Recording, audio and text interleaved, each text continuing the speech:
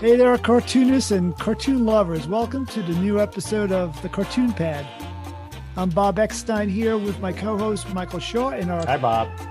Our show captain, Marty. Every 2 weeks, we'll talk shop about cartooning and discuss how the sausage is made. Or in this case, bangers. Okay, so Michael, last time we were on, you were talking about doing something with the Brits, and you were very vague. You want to hear details, though? Word is you want to be British? More precisely, Bob, I want to be British-ish. As you can tell by my accent, I'm reclaiming my humorous heritage. And I'm returning from the land from which I was spawned. This blessed plot, this earth, this realm, this England. It was either that or go back to Arkansas. No, Michael, seriously, what's going on here? I know you were in touch with the cartoonists over in England, and you're trying to make peace with them. What is really going on? Well, amazingly, I contacted the pro cartoonist. It's the PCO. So it's the English equivalent of the National Cartoonist Society. Yeah. So I've expatriated to the PCO.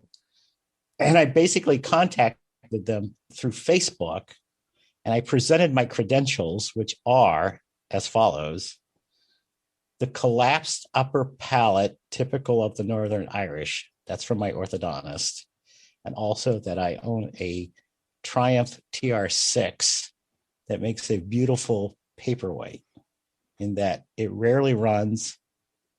It goes places, but it never comes back. So I left them that message, and they were intrigued. And in fact, the gatekeeper to their Facebook page is our guest tonight. Oh, okay. Well, I'm looking forward to that. Yes. And you do know they have a very vibrant cartoon environment there. I mean, everything there is really, they have a real passion for gag cartoons. Yes. And that's why I'm joining them, to temper that passion. They seem out of control. Well, do you know the magazines? They're yes. Cartoons. Yeah. In fact, I've been submitting to Punch for a few months now. I haven't heard anything from them, but I'm fairly confident that I will soon. No, you keep trying, keep submitting to Punch, and just, you have to be patient for them to reorganize and restructure, because I think they're bankrupt for 12 years. What? That's all right. They're right. There's a new cast of magazines there. There's Private Eye, The Oldie, there's Spectator, Prospect, and there's a fifth one I'm forgetting. There's another one. No. Fizz is sort of like they're a kind of a blue magazine. I am vaguely aware of Viz. I have it.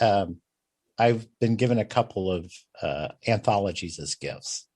I've actually been in Viz before. Like, I had a cartoon in them.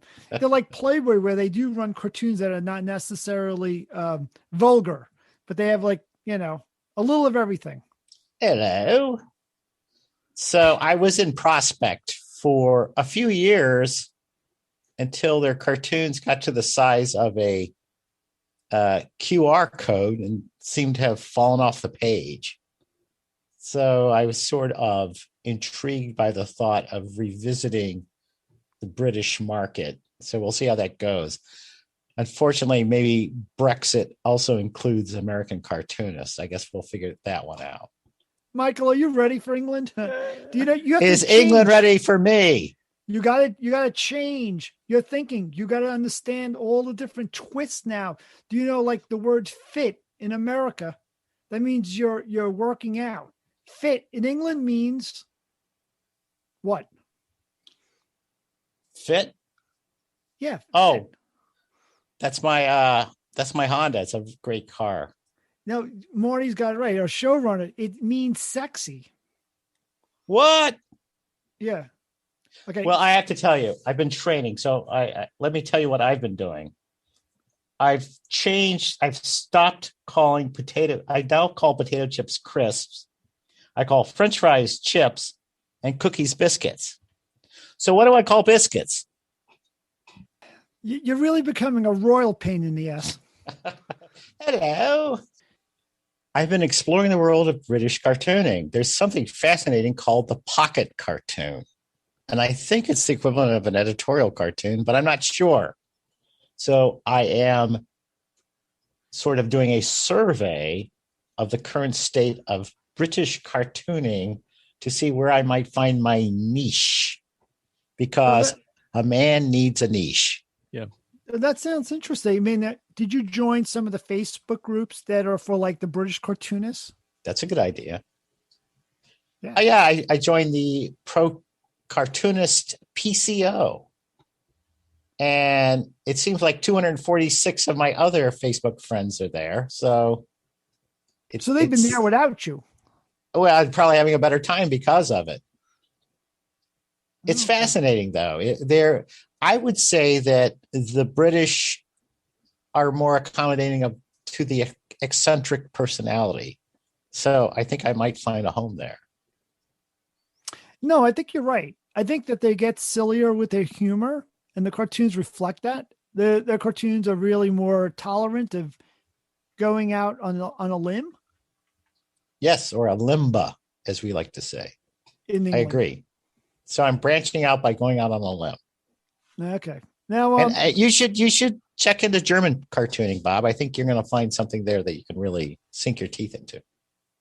Oh, and it's this. Oh, whoa! The wolf scared me. Hello. Hello. Hello. Carol, can you hear this? I can hear you all. Hello, everybody.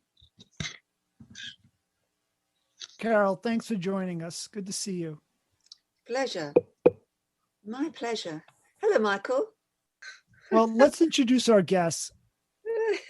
Carol Issacs is most famously known as the Surreal McCoy, a cartoonist published in the New Yorker, Spectator, and Sunday News. Her new book is The Wolf of Baghdad, was launched January 2020 at the Cartoon Museum in central London, and has been selected on a few best of lists, including The Guardian's Best Comics of 2020.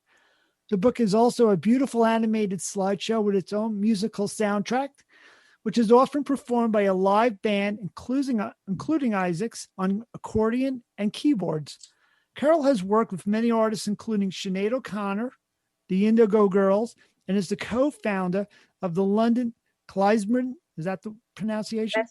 Klezmer. I quartet. I play the clarinet, Carol. Do? We could form a band right here. No, very poorly. Carol, welcome to Cartoon Ped. I got you out of that before you started committing you to a gig. Thank you. Yes. You're welcome. I was just being polite in a very British way. Carol, your graphic novel is absolutely amazing. You know how I feel about it because we talked about it last year, and it's a wordless and it's an unusual memoir. Its subtitle is The Memoir of Lost Homeland. Could you explain the premise? The premise? Well, the premise is I'm British, it's true, but my family came from elsewhere. They came from Iraq. And we are Jewish. And many Jews lived in Iraq until the mid part of the last century, when they all kind of fled or ethnically cleansed. So this is kind of a story of this homeland that I never visited, that my parents used to talk about. There we are. And it was Eddie Van Halen. Wow. All right. So they used to talk about it a lot, and I'd never been, obviously, because I live in London and I've never been there. So I took all their memories, and I went around the family and gathered up all anecdotes and stuff and just turned it into a visual telling of their story, really. Compositionally, I think it's so exciting. I love the way you composed all the pages and stuff. Was there a certain inspiration for that, or did you have a certain goal in mind in composing up the way it all unfolds? Not really. It felt quite organic, really. I mean, it's the first, I've never done anything long form before. I've mostly single panel gags. And a couple of years ago, I did a 3-page story for a comics anthology called The Strumpet, which is an American publication. And that kind of set me off into thinking, well, maybe I should do something a bit longer.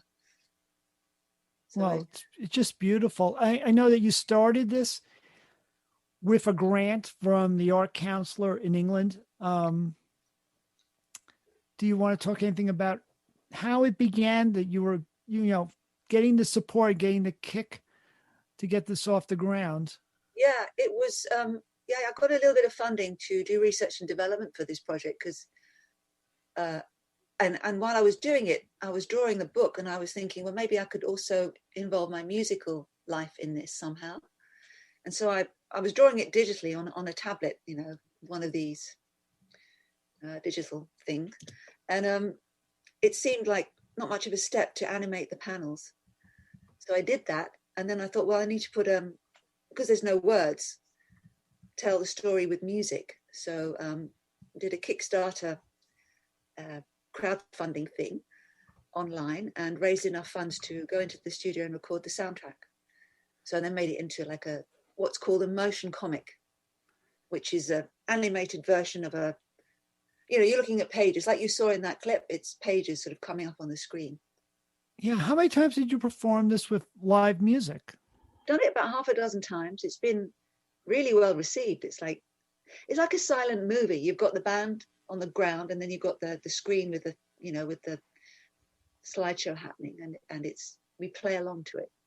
I know you performed at the UK Jewish Film Festival, and it took place at the Phoenix Cinema, one of the oldest cinemas in England. Would that be the highlight of your performances? Pretty much. It was quite an amazing. That was the last time we did it before this accursed virus happened, because we were supposed to be doing stuff all of last year, and of course all that got kiboshed. So yeah, that was a pretty cool thing to do. And I know that you perform as well as a musician, so everything else was canceled along those lines too. Am I right? Yeah, pretty much all my work last year. Like every other artist I know. So I used the time, actually. I did another book. A year ago, I was just coming back from Burma. I went to Burma for about a month to do some research on another story. So that's another work in progress. Carol, Burma's Myanmar, right? Correct, yeah. Correct? Yeah. Between Iraq and Myanmar, you have quite the story back. I know. So I noticed the British cartoonists are very solid, have a very solid backing of the Myanmar resistance, I guess is the best way to say it. Yes. And you get no sense of that here. Really? Do you not really do three finger salute? Because we've been running a campaign on social media, 3 fingers, #3fingers.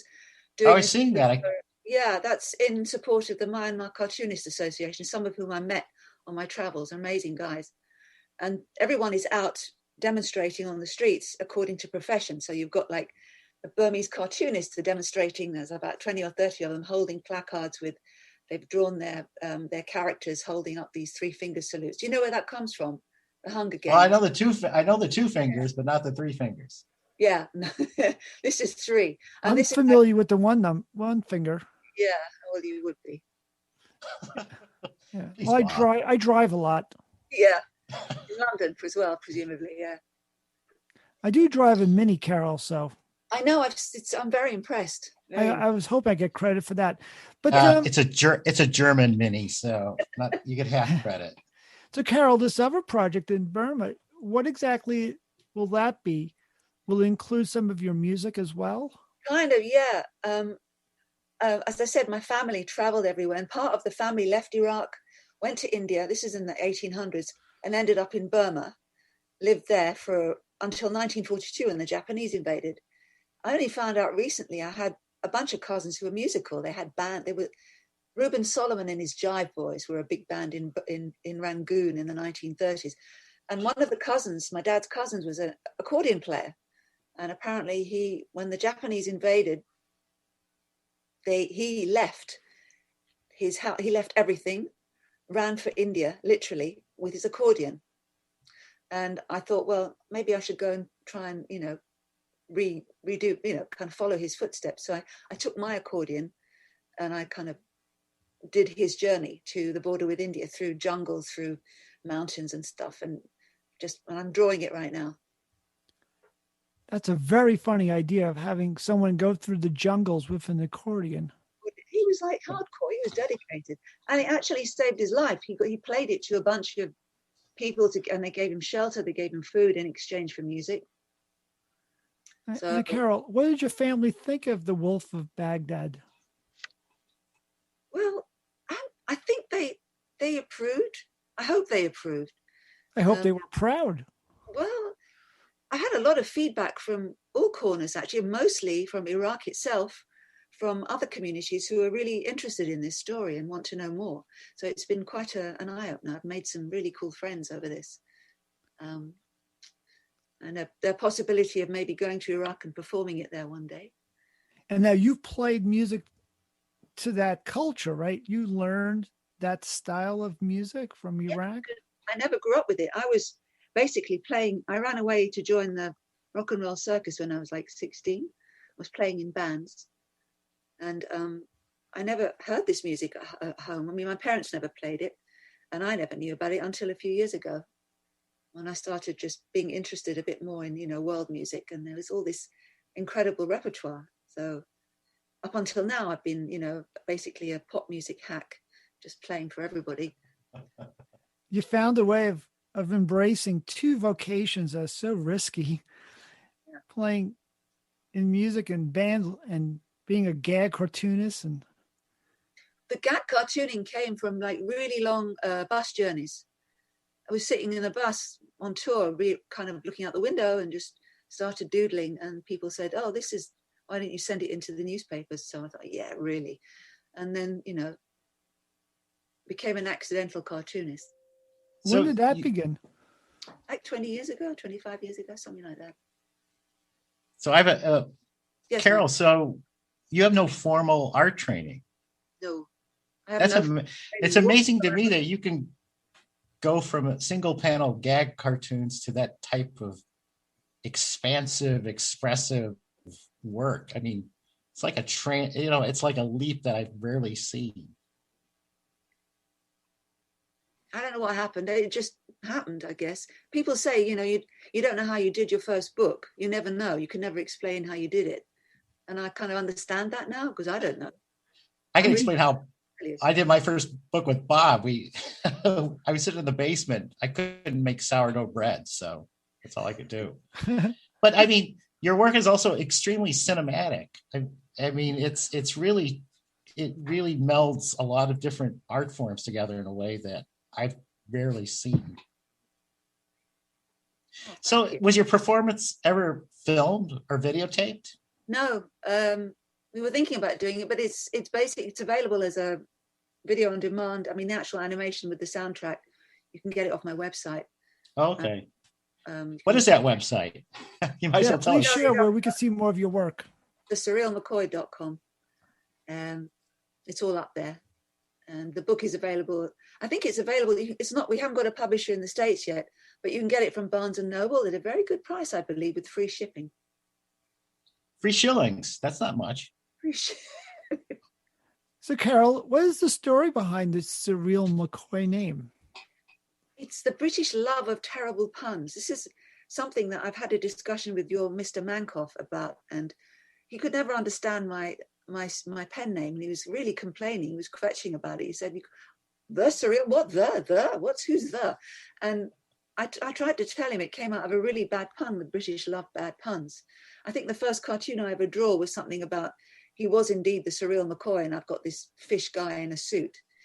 I sold it to the Fortean Times, and it stuck because there was already somebody called Kaz who was cartooning, so I couldn't use my nickname. So I just used this, and it's become a bit of a millstone, but hey. Yeah, now you're competing with yourself for attention. I am. Well, I mean, as Carol and as the Surreal McCoy. Yeah, I had to come out, as it were, show my true colors. I'm not a man. You're like your own doppelganger. I am a number. It's like that would be Patrick McGowan in The Prisoner. Yes, it would. Number 6. Number 6, yeah. Oh, the quiz is over. I'm sorry. Carol, I remember having a conversation with you about your name, and I remember trying to explain that it's great that you have your real name for your books going forward. But That's a very clever cartoon that no one can see right now, with everything upside down. The cartoon that's on the screen right now is a cartoon that you submitted to Weekly Humorist, and I marked it as a yes, and then forgot to write you back and tell you that it was a yes. Oh, it's too late. The New Yorker got it. Did they? Swing and a miss, Marty. See, I did you a huge favor. Yes. Thank you. I'll buy you a drink next time. No problem. And let's describe it. There's two campers looking at a map, but the landscape is upside down. So the one woman is saying to the man, "You mean the map's been upside down this whole trip?" So funny. And then the other one, can I see if the other one's available that I forgot to write back for?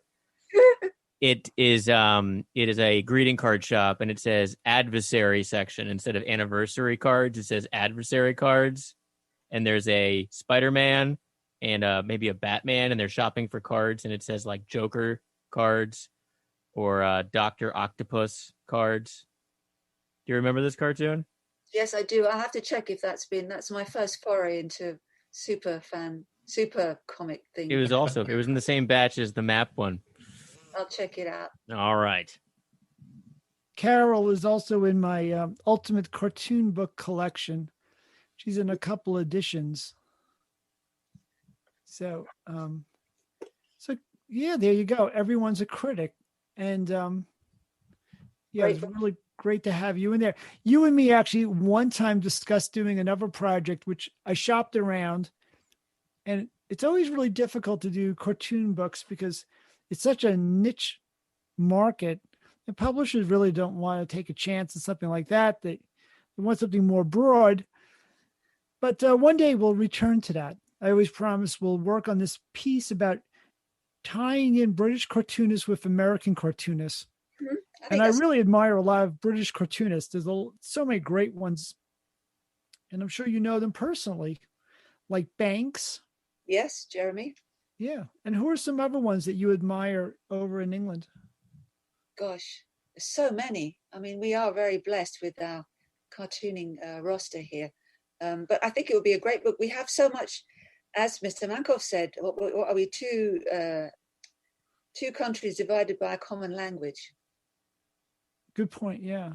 But we do have a lot in common. I mean, there is much that we admire about you, about the American humor. I mean, you're on TV all the time. Most of the successful sitcoms, we're American here.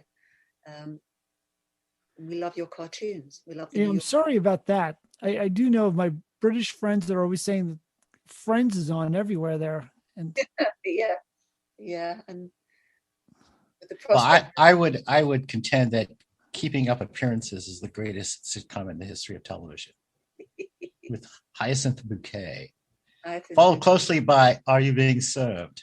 Oh dear, with Mrs. Slocum. Incorrect, yes, very much so. Yeah, but I think there's a lot of mileage in that book, Bob. I think we should pursue it. Yeah, what would you say is the big difference between British cartoonists and American cartoonists? Is there something you could say is a definitive difference? We're kind of almost a bit more musical in our outlook on humor. It's a bit coarser. It's a bit more kind of rough and ready, a bit more sweary, a bit less subtle, perhaps. I would say that too. Like British cartooning is less precious. Yeah. I mean, they get right to the point. Yep. And there's very little wasted space. I mean, they're cropped very tight. And there's like no doubt to the point they're making usually. It's very direct. One thing I would say is that the drawing is less important in British cartoonists. It's more the message and the punchline than anything else.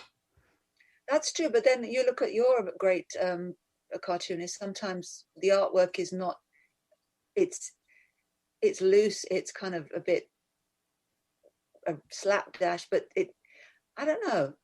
I'm trying to think of examples without being. We try to stick with dead cartoonists. It's easier. Yeah, You yeah. still get lawsuits, but you get less. Oh yeah, I forgot you're American. Sorry. No, our biggest pastime here is litigation. I got crickets. Carol, what are you working on next? Is it the piece on Burma or is it? Yeah, well, that's just finishing up now. I'm looking for a publisher. I want to get back to doing gag. I seem to have been drawing loads of Jews running away with suitcases lately. It's all right. I can say that because I have. Is it difficult to go back to just single panel cartoonings after doing this sort of very kind of, yeah, it's that mindset you have to push yourself back into. But yeah, I'm looking forward to it. Now that I know that Marty's feeling guilty, I'm going to bombard him with 1 million cartoons. So guilty. So guilty. There was another one with a guy and a girl, a wife and a husband in a bed, and he looks like a huge nerd and he's all buttoned up like a business guy. And she says to him, "Oh, look at me with those boardroom eyes." Oh, that was mine. Was it? Oh, don't listen to him, Carol. God. Did that one go anywhere? I'm not sure. I'll double check. All right. I seem to have a huge treasure trove of your work. If we could go back in time to 2019, and the good thing about cartoons like that, I mean, so many great cartoonists, it's so timeless. So many of these gags, they could work in 1920 and they could work now. So many of them are just universal, simple jokes. A lot of them have. Have you? I mean, has anyone been doing COVID gags? I've tried. Really, I can't. And it's like they're not going to. Bob did some COVID gags and then he got it, so that'll teach him. Yeah, I got too close to my work. I did about 50 cartoons for all these different places. Sure, I did tons of COVID. And then it's funny. I entered a couple of international cartoon contests and they all had the same cartoons. Like I was wondering how mine did. And there was like, I'm not making this up. There was an exhibit of like the top 100 cartoons and mine and about 8 of our cartoons was one of the guy pushing the rock up the hill, but it's the what hasn't Sisyphus pushed up a hill? Yeah. So I mean, we've all done the same exact things. I even did one that was a guy pushing up a roll of toilet paper. So you gotta give Sisyphus a rest. Yeah. Enough for He's him tired. already. Exactly. I did the closest I got was I like drawing germs. So there's like the microbes on one side and there's microbes on the other side. And the one is saying, we're viruses, they're germs, familiar, not friendly. Carol chortled. I heard it. Totally got it. It was a bemused. Yes. Carol, when are you going to come over to America again? Do you have anything that you're hoping to make at the end of this year or? Oh, yes. I was supposed to be all over your wonderful country last year touring. And of course that got cancelled. And I'm hoping this summer, maybe, I don't know, if you get your act together. I mean, you as a people. I understand. I'm making phone calls. Believe me. Everyone get jabbed so we can all go to gigs and meet up and go out for drinks and have meals together and go to the New Yorker and meet up again and go to Pergola. You're very modest, but I'm going to try to pull out of you any stories from the rock and roll road. Do you have anything, any interesting? No, I couldn't. You can't. How about just one Sinead O'Connor story, please? Well, there was one particularly memorable gig we did at the Hard Rock Cafe in Las Vegas. Are you familiar with that place? It's got leopard skin carpet everywhere on the walls, the ceiling. You can't move for Bon Jovi in the lift, through the sound system. Hideous place. Hideous. I was thrown out of there once. You were? Oh, you're a friend of mine for sure. So we did this gig and we were on tour and we were been on tour for quite a long time and we had these stuffed animals. We were collecting them. And there was a sheep called Carol and a rabbit called, I can't remember what his name was. Anyway, and we wanted to marry them because we heard that in Las Vegas they wouldn't marry animals, but real animals, but they would marry toy animals, right? So we set up this little. After the gig, we went to someone's hotel room and on the leopard skin carpet, and we set up I designed a beautiful train for Carol the rabbit to wear, and our guitarist Justin put a dog collar on and pretend was the vicar. And then we had some guests coming in after the gig, after the show, and one of them happened to be Johnny Depp, who was just been filming Fear and Loathing or whatever. Yes. I don't know what he thought of us, as Sinead was like officiating at this wedding with 2 stuffed animals on the floor of this hotel room. I have a picture of him looking kind of bemused. But that's what I'm going to say. I'm going to try to get you to help with fame, huh? I'm going to try to get you to help me track down Terry Gilliam for the show. He is the member. He is actually one of our patrons. We managed to corner him at a cartoon show in London and force him to be a patron of the Professional Cartoonist Organization. So I do have his contact details. Michael, you'll be in good company, Michael. I know. Another American. They let one American in. Might as well let another one in. Yeah. Yeah, Carol, I did want to ask you about the festivals.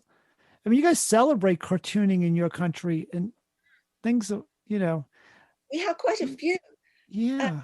And they were all, they went to the wall last year, but there was one particular one in Shrewsbury, which you were hoping to come to at one point.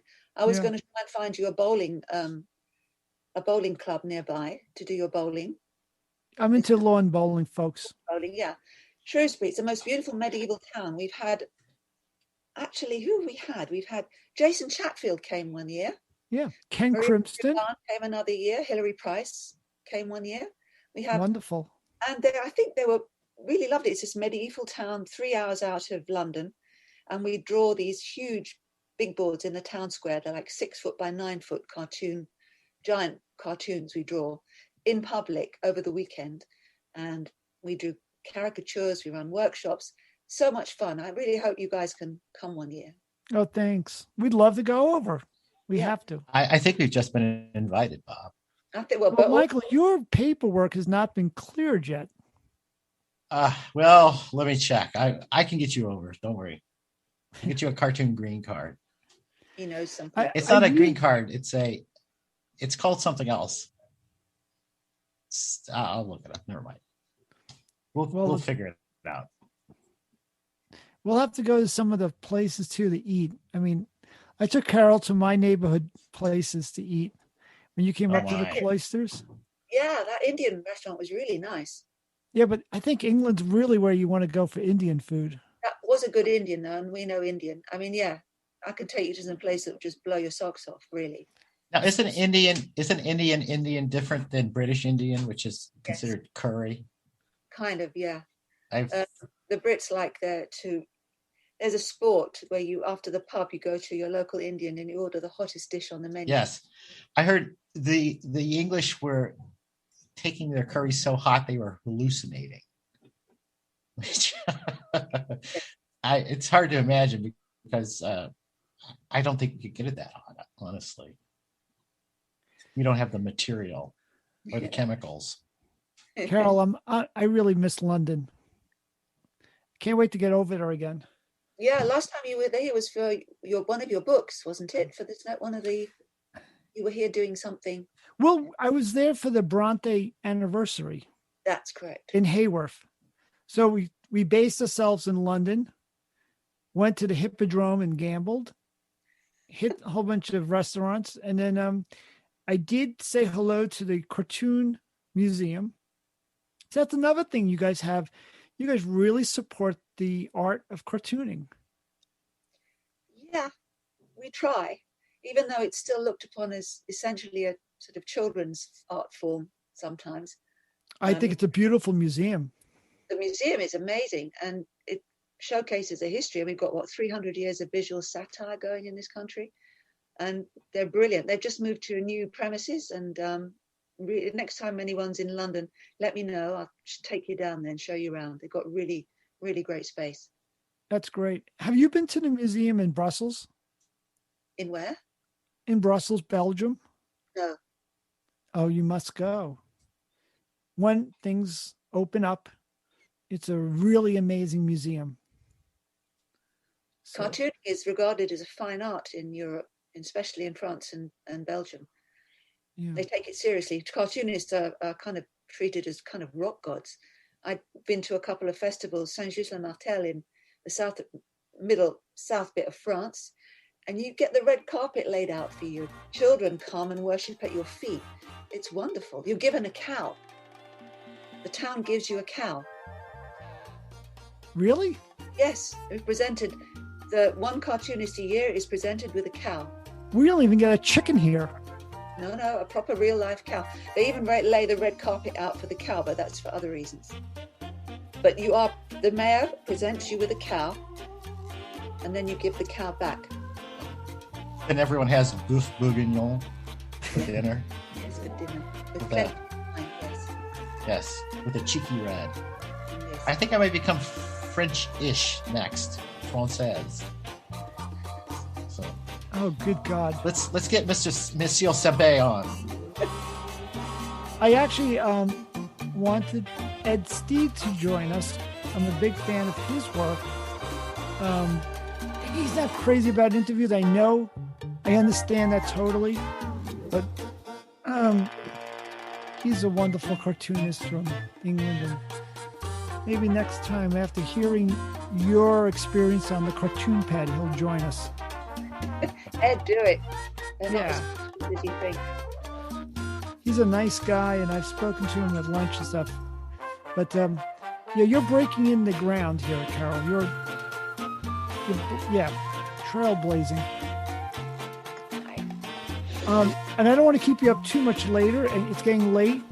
But we so appreciate you coming on the show. This has been really fantastic. It's been my pleasure. Lovely to meet you, Marty, and to meet you, Michael, finally. And look forward to seeing you somewhere along the line. I'm off to Barnes & Noble tomorrow. Absolutely. And Carol, can you share your website so people can see more of your work now aside from the book? www.thesurrealmccoy.com. Oh, you're the best. Here's my oatmeal, porridge tomorrow for breakfast. Non-GMO, even better. There, it's steel cut McCann's. Ollie. Cheers. Cheers, everybody. Be well, be safe. Yeah, this has been really nice. Thanks for coming on. Thanks for the opportunity. Very nice. Sure. Tra-la. Toodle pip. Toodle pip. Cheerio. So, Michael, wasn't that great having Carol on? Brilliant. Bloody brilliant. I'm glad that you got more British. And, well, thanks everyone for joining us. Cartoonists and cartoon lovers, stay well, stay funny, and stay 6 feet back.